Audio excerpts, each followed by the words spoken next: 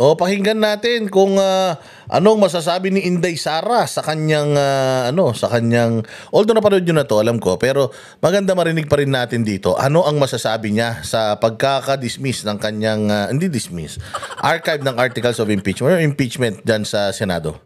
I wanted a bloodbath, meaning I wanted all the pieces of evidence from the prosecution and all the pieces of evidence from the defense presented for everyone. Nais pa ring malinis ni Vice President Sara Duterte ang kanyang pangalan mula sa mga issue na ibinabato sa kanya.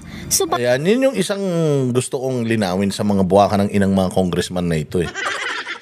Alam nyo, hindi ko kasi maintindihan. Bakit nyo ipinagpipilitan na si Inday Sara umiiwas? Lagi nga sinasabi ni Inday, I wanted a bloodbath. Puta bobo kayo, pare-pareho, kayo ni Larissa, mga tanga kayo. Itong ginawa ninyong impeachment sa akin, putang ina yan yung balinsasa ko. Mahuhuli ko kayo lahat dito, mga buwaka ng ina ninyo. Alam namin kung paano sagutin yan, nasagot na namin sa COA yan, masasagot namin yan sa inyo ulit.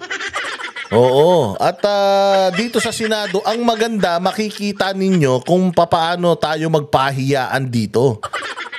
O hindi ba sabi nga ni sabi nga ni Marcoleta, kabang-kaba yung mga pumirma kay BP Sara. Bakit? Kabang-kaba yung mga pumirma kasi nga ipapatawag sila diyan sa Senado at putya ipaliliwanag pa sa kanila under oath kung naintindihan ba nila yung mga pinirmahan nila.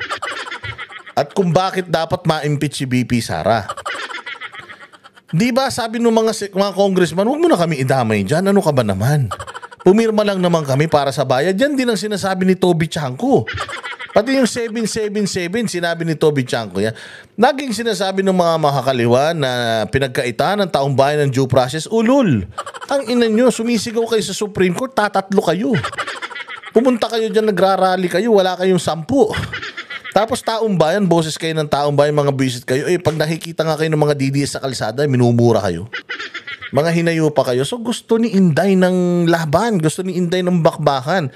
At gusto talaga ni Inday na malinis yung kanyang mga pangalan dito para siya naman ang makapagdemanda doon sa mga tao na nag-aakusa sa kanya. O hindi ba? Halit hindi na aniya ito mangyayari sa ngayon matapos i-archive ng Senado ang impeachment case laban sa kanya. Sa panayam kay VP Duterte sa Davao City kahapon, muling binigyang diin nito na gusto niya talaga ng bloodbath upang mailabas lahat ng ebidensya mula sa prosecution at sa depensa. Ngunit ngayon, nakatuon na aniya sila sa paghahanda sa mga posibleng mangyari pa bago ang 2028 national elections.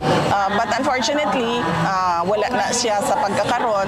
And of course, as I said, kinahanglan pangandaman ang tanan na posibleng mahitabo. So possibly, wala ta kibalo, 2026, 2027, 2028, na ay mga mag-file na po og impeachment.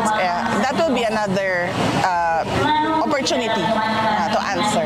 Kaugnay nito, iginagal. She's really unbothered. First off, she didn't do anything wrong.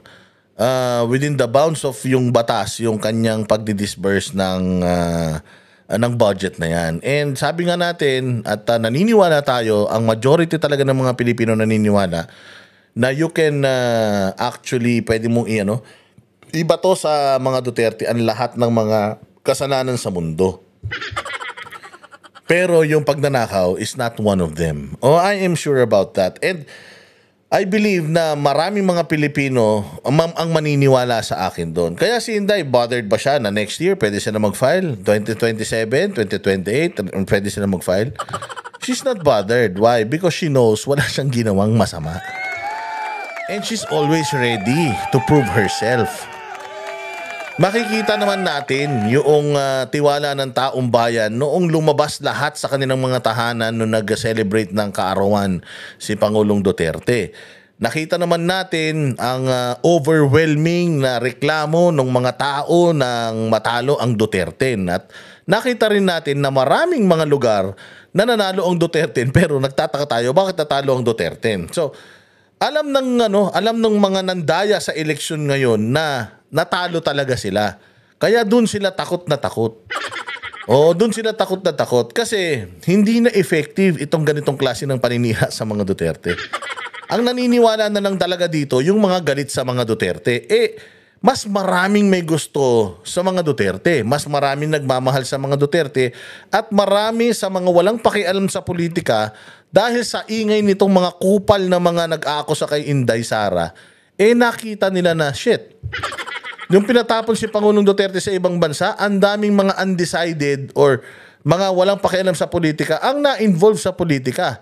At nakita nila how yung mga congressman are treating VP Sara na talagang pinupolitika nila. Kaya sigurado ako na magkakaroon pa ng mga susunod na mga impeachment complaints. And I am also sure na Inday Sara with her legal team, kayang-kaya nilang sagutin lahat ng mga yan at magkakapahiyaan dyan.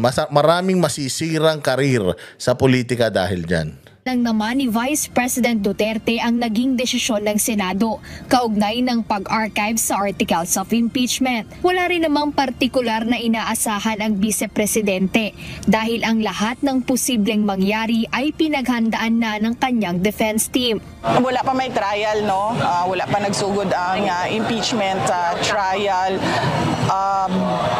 But sa tinuod lang, wala man ni one particular na expectation.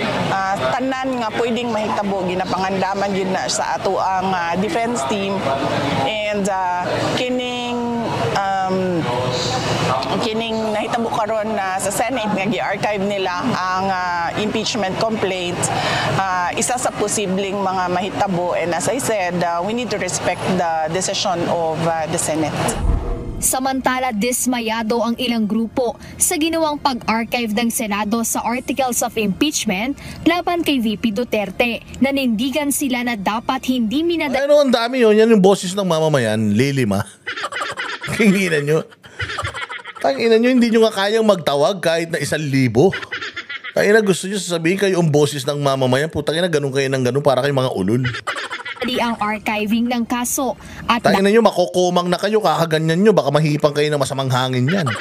Apat muna sanang hinintay ang desisyon ng Korte Suprema sa motion for reconsideration ng House of Representatives. Sa kabila nito, umaasa pa rin sila sa desisyon ng SC sa nasabing motion at nang matuloy ang paglilitis sa pangalawang Pangulo.